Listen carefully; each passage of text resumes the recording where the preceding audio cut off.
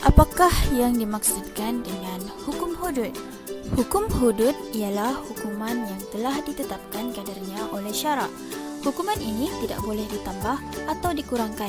Kesalahan dalam jenayah hudud dianggap sebagai kesalahan terhadap hak Allah Subhanahu wa taala kerana perbuatan itu menyentuh kepentingan masyarakat umum, iaitu menjejaskan ketenteraman, kedamaian dan keselamatan orang ramai, dan hukumannya pula memberi kebaikan dan pengajaran kepada mereka. Hukuman hudud yang tertakluk di bawah kes jenayah syariah adalah untuk melaksanakan perundangan Islam yang diwahyukan Allah Subhanahu wa taala melalui Al-Quran dan hadis. Hukuman hudud bukanlah untuk menyeksa seseorang atau menzalimi mereka, tetapi mengandungi hikmah yang sangat besar. Namun demikian, ramai dalam kalangan kita yang kurang faham dan menyatakan bahawa hukuman hudud itu kejam dan tidak berperi kemanusiaan serta melanggar hak asasi manusia.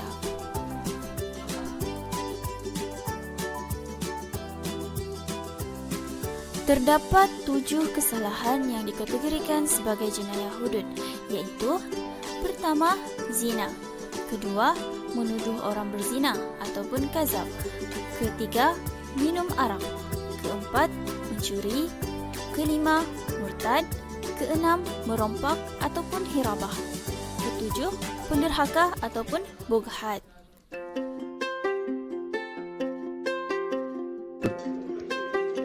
Jenayah hudud seperti yang disepakati oleh ulama ada 6 jenis, yaitu zina, qazab, minum arak, mencuri, hirabah dan juga murtad. Jenayah pertama adalah zina. Zina merupakan persetubuhan haram tanpa nikah yang sah antara lelaki dengan perempuan. Hukuman bagi penzina yang belum berkahwin, hukumannya ialah sebat 100 kali.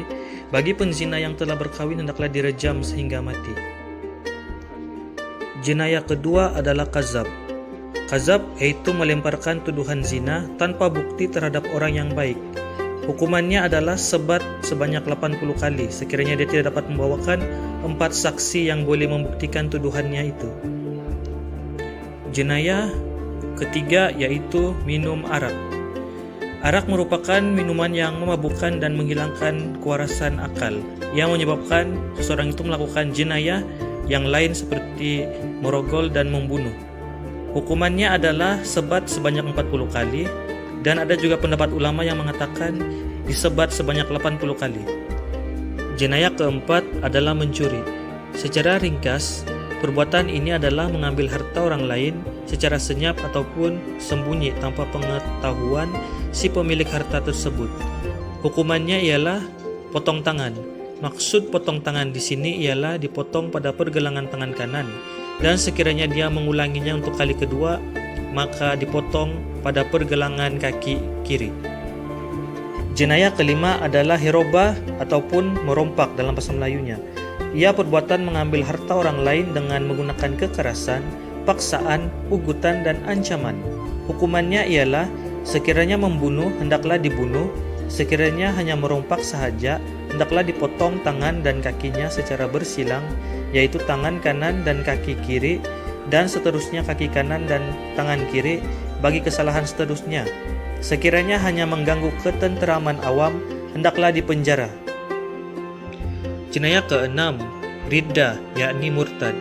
Ia bermaksud keluarnya seseorang muslim itu daripada agama Islam, sama ada dengan perbuatan dan perkataan. Hukumannya ialah dibunuh setelah diberi tempo bertaubat selama 3 hari, tetapi dia enggan melakukannya. Satu lagi tambahan, yaitu jenayah yang digelar sebagai bughah ataupun pelampau. Dalam bahasa mudah ialah pemberontak. Mereka ini hukumannya adalah wajib diperangi dan dibunuh. Hal ini karena mereka menentang ataupun enggan tunduk pada pemerintah yang adil. Jadi hukuman mereka adalah dibunuh, sama seperti golongan yang murtad. Jadi itu sajalah serba sedikit tentang penerangan ringkas saya tentang hukuman bagi jenayah-jenayah hudud. Ali, aku mau tanya satu benda nih. Apa tuh? Tanya saja. Aku insya Allah aku boleh jawab. Ali, aku mau tanya, berapa negara yang melaksanakan hukum hudud? Terdapat banyak negara yang melakukan hukum hudud. Salah satunya Brunei dan Arab Saudi. Apa perbezaannya antara dua negara nih, cara pelaksanaan mereka?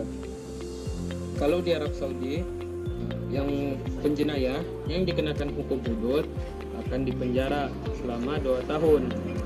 Selama 2 tahun itu para mahkamah memberi peluang kepada waris terdekat ataupun wali untuk memaafkan si penjenayah. Jadi sebelum dia dihukum tuh selama 2 tahun tuh dia dipenjara lah supaya dibagi peluang oleh keluarga-keluarganya terdekat untuk memaafkan dia. Kalau di Brunei pula, hukum hudud hanya dilakukan kepada kesalahan-kesalahan takzir. Kesalahan-kesalahan ini pula akan dibicarakan di bawah mahkamah sivil juga seperti biasa. Oh, saya baru paham, Ali. Terima kasih atas perkongsiannya.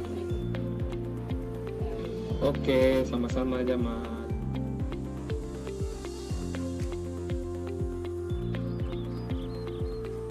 Mila, kau rasa lah kan hukuman hudud sama sebat ni kejam dan zalim kah berlaku di Malaysia?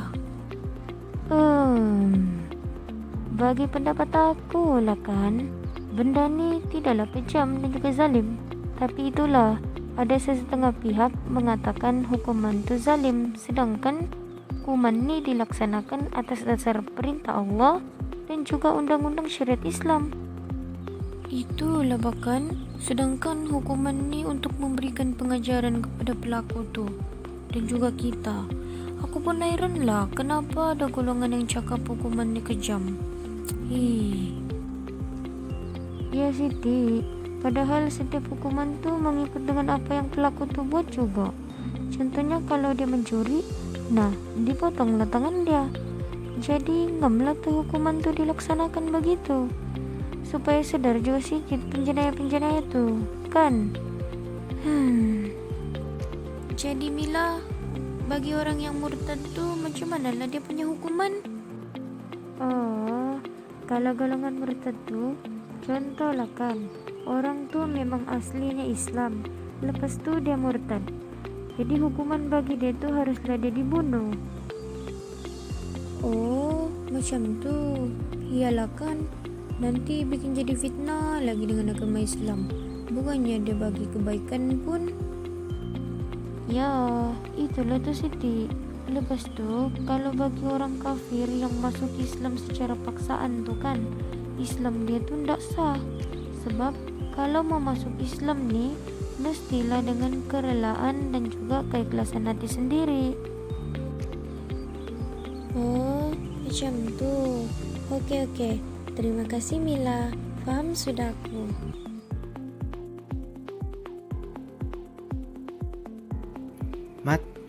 Mat, kau tahu kan negeri-negeri apa aja yang meluluskan hukuman hudud di Malaysia ni? Tahu, 2 negeri aja tuh, negeri Kelantan sama Terengganu kan? Ya, tahu pula kau? Kalau di Kelantan, dorang ada buat satu jawatan kuasa nih. Jawatan kuasa pra-teknikal sama jawatan kuasa teknikal. Nah, dorang buat nih supaya dorang dapat mengkaji dan menyediakan kajian. Terus dorang dapat buat perancangan lengkap untuk dorang laksanakan hukuman hudud nih di negeri dorang. Oh, begitu pula di Kelantan. Ya, untuk pengetahuan kau kan, kanun ni pun ada juga bagian-bagian sama jadual dia yang tersendiri. Bagus tuh macam tuh. Kalau di Terengganu, dorang kasih jadi undang-undang jenayah Islam ni sebagai sebagian daripada dorang punya undang-undang negeri. Oh, begitu pula negeri Kelantan sama Terengganu ni urus isu-isu macam ni di peringkat kerajaan negeri ya. Ya, begitulah tuh dorang urus.